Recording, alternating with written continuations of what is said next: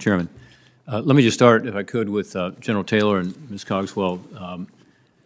A fundamental question here. Both of you have a broad national security background, including having at one time had the role of managing INA.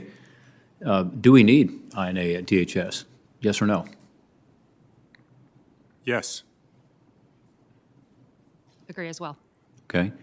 I think there's some fundamental rethinking going on right now, and I think it's important, in my view, that we have this intelligence gathering capability, particularly, as both of you commented on, because our state and local, and tribal, and private sector coordination and communication goes through INA. Nobody else has that responsibility. Is that correct? That's correct. One of my big concerns has been the growth of these so-called TCO, the transnational criminal organizations. They're responsible for a lot of criminal activity, as you know, but one that is particularly pernicious right now is the movement of drugs into our communities, particularly fentanyl and the other synthetic opioids, which unfortunately killed more people last year, from everything we know, than ever in our history.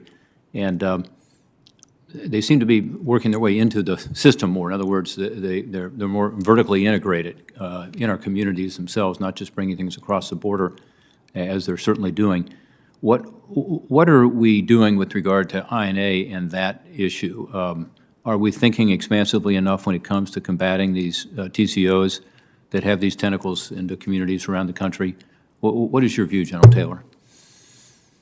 Senator Portman, I think that this is a problem for the entire DHS intelligence enterprise. The organization Ms. Cogswell led in ICE has a very important role to play in helping state and local law enforcement, as well as other federal partners, gather the intelligence that's necessary to disrupt these TOC organizations going forward. So I don't think it's just INA, but it's how the intelligence enterprise is organized to support the investigation and field work of CBP, of ICE, of DEA across the country is the important role that INA plays in trying to coordinate that effort. How about the coordination with those 18,000 police forces around the country? Isn't that a key role? Absolutely. And that's a part of understanding what is going on the ground, what those priorities are, and sharing that information more broadly with federal partners, not just INA, but with ICE and CBP, so we have a fuller picture of what's actually happening and how it can be entered. Ms. Cogswell, your thoughts on TCOs? I do. Thank you very much. As you noted, critically important topic for us. I would like to give one example to General Taylor's point from when I was actually still there. We were extremely fortunate as the National Security Council began examining the transnational organized crime issue that they said, we want to look to have a law enforcement organization lead a whole of community effort to assess the threat across all the different dimensions that will help set the stage for us to have the right policy debate about how the U.S. government can take better and broader action. I was extremely fortunate that my team, my chief of staff at the time, was selected to lead the effort for the entire community with support of DHS INA, as well as other members of DHS, the Departments of Justice, and the intelligence community.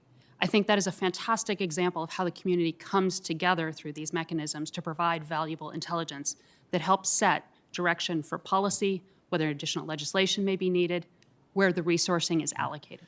From what you know, and again, we don't have the acting undersecretary here with us because we're not mixing the public and private panels, but from what you all know, and those who are joining us virtually speak up as well, do you think that the current administration is focused enough on the TCO threat?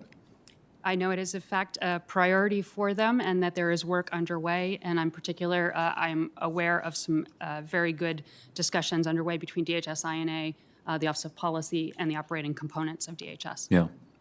General? I agree. But Senator Portman, one of the challenges at INA, there are 700 people in the entire organization. There are directorates of the CIA or DIA that have twice as many people.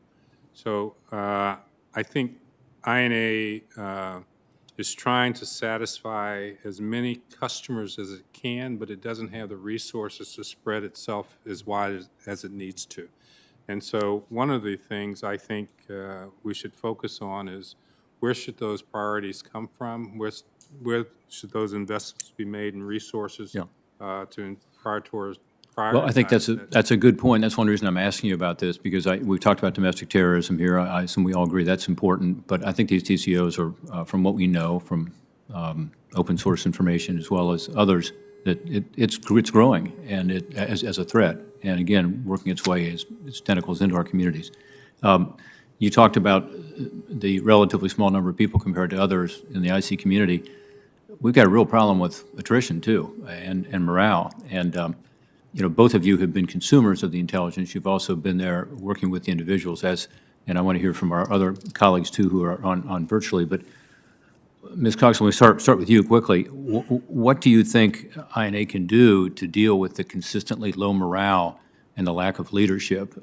And I would hope that the administration, by the way, would nominate somebody for that undersecretary slot right away, and that we could get somebody in there who's willing to stick around for a while to provide some leadership. But I'd love to hear your comments on that. Thank you very much. I agree with you that consistency and leadership that will be there for a period of time is critically important. I would also say that assuming that this committee proceeds forward with some recommended changes, I know DHS will be considering them as well. I'm hopeful that those are built in a way that will pass the test of time, will frankly last for a period of years, much like the reviews after 9/11. We looked at how various activities occurred in the intelligence community. I would hope similar activities would play themselves out at DHS INA and frankly across the Homeland Security enterprise. Mm-hmm. Well, I think our report I mentioned earlier is going to be helpful in that regard as well. Let me just quickly end on one really comment, and it's a question, but we don't have time to get into it.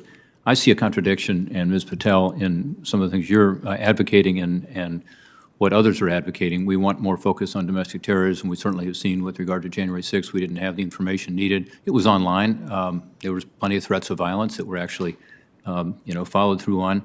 And yet, Ms. Patel, you seem to be saying we shouldn't rely on online information. It's unreliable. It's free speech. And the violence that's threatened online doesn't necessarily mean it's really violence. But that seems contradictory to what our experience is. So can you comment on that quickly? And to the extent I don't have time, maybe you could get into that in the second round.